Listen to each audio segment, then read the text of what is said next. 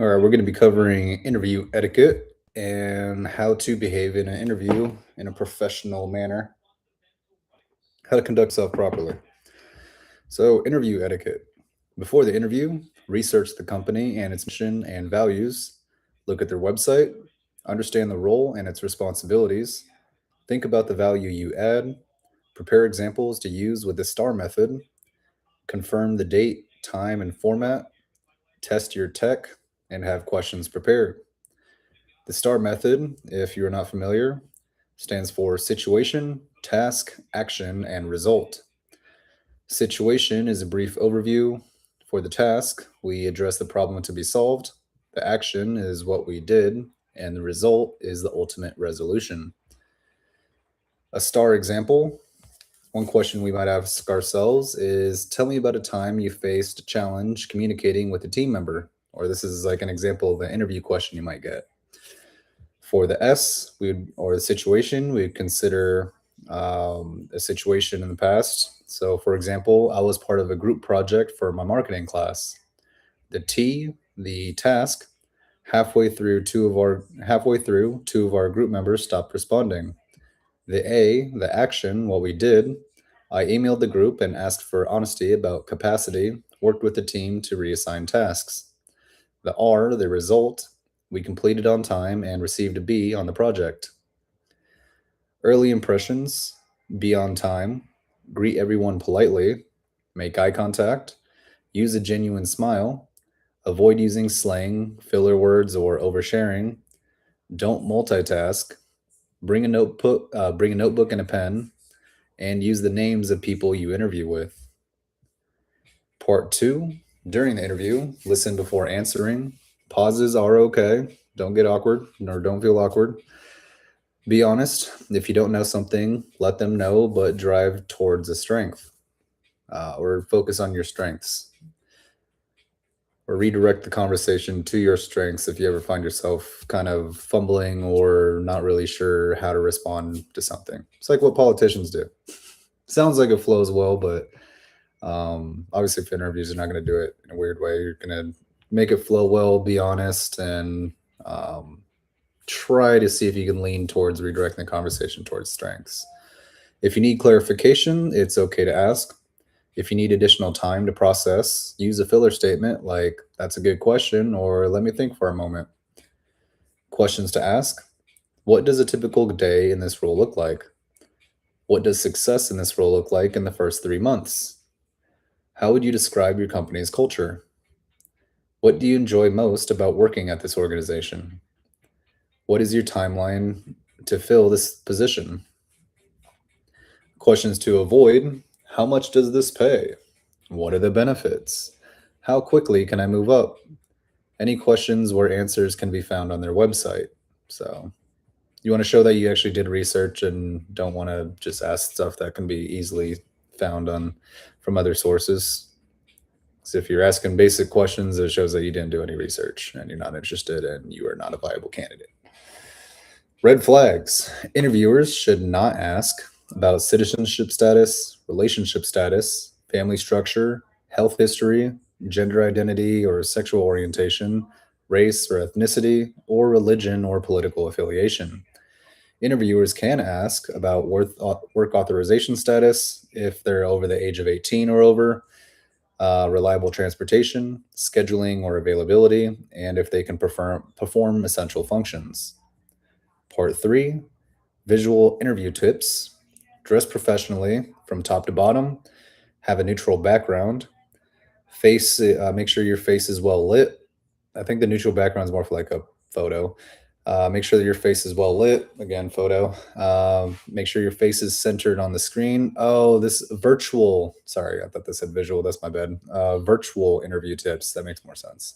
So dress professionally from top to bottom. Don't just wear underwear with something on on top. Don't wear like the really nice suit up here or a dress suit or something like that and be in your chonies. No bueno, because you might happen to stand up or your camera might fall or some stupid reason like you're going to be exposed, or it's not going to look good.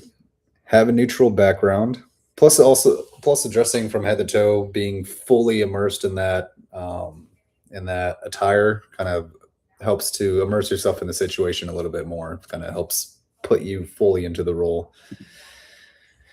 Don't half-ass shit. Have a neutral background. Make sure your face is well lit. Face is centered on the screen. So make sure the camera is oriented directly on you. Mute yourself when you're not speaking, if not in a private area. If you're using notes, let your interviewer know so they don't assume there's AI assistance being used. For thank you notes can matter. These are significant and can set you apart from others. Make sure to send these within 24 hours. Include everyone you interviewed with. Emails are okay. Keep the notes short, specific, and professional. Reinforce your interest and talk. Reinforce your interest in the position and talk about a key topic from the interview. Again, bringing up a specific key topic from the interview will show that you are one, paying attention, two, interested, and three, that you have the capacity to, recall information and discuss it or take action resulting from it. Post interview, thank them for their time. Ask about the timeline for the hiring process, what to expect, so you kind of have an idea of when to follow. Well, you want to follow up anyway, but kind of when to expect a response. Shows that you're genuinely concerned or interested in, again, just showing more interest. If the timeline passes, one polite follow-up email is okay. It's cool. If you take another role, don't ghost them. Again, let them know, keep them informed, and be just courteous, professional. Takeaways: you don't have to be perfect, just be prepared. Be authentic. Interviews are conversations, not interrogations. Skills might get you in the door, but good etiquette and clear communication will get you hired. Part 4. We're going to talk about awkward scenarios and what to do if things get weird. A little weird or uncomfortable. What to do if things get awkward? If you're asked a question you don't know the answer to, respond, I haven't encountered that yet, but here's how I would approach that situation. If you blank on a question, try maybe saying this: I want to make sure I understand what you're looking for. Are you asking about my experience handling difficult customers, or whatever you might interpret the question as? If you ramble and lose the point, let me pause and bring it back to the main point. Then provide a 1 or 2 sentence summary of the main question. If your tech acts up, say you're giving a PowerPoint presentation, acknowledge the issue calmly and don't over apologize.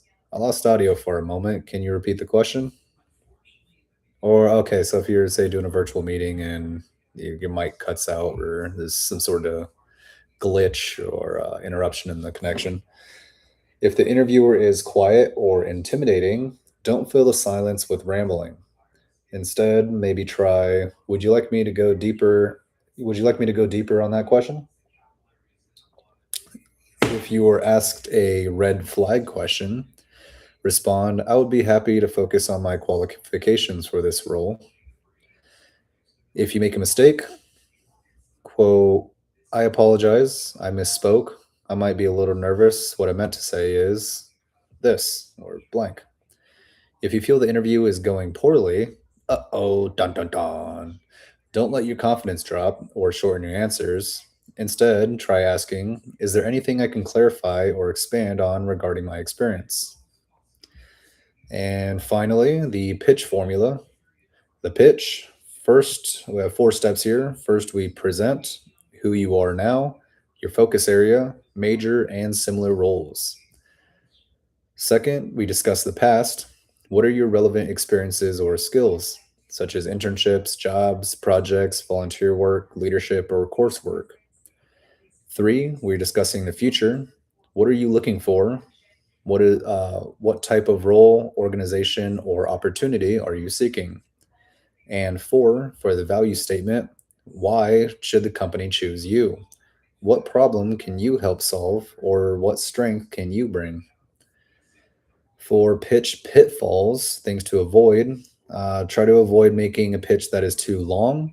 Avoid making a pitch that is too vague. Make sure to be clear and concise. You are listing duties rather. Make sure not to list duties rather than impact, and show what you did, the effectiveness of it, and outcomes, rather than just listing providing a list of responsibilities. You are not ending your speed.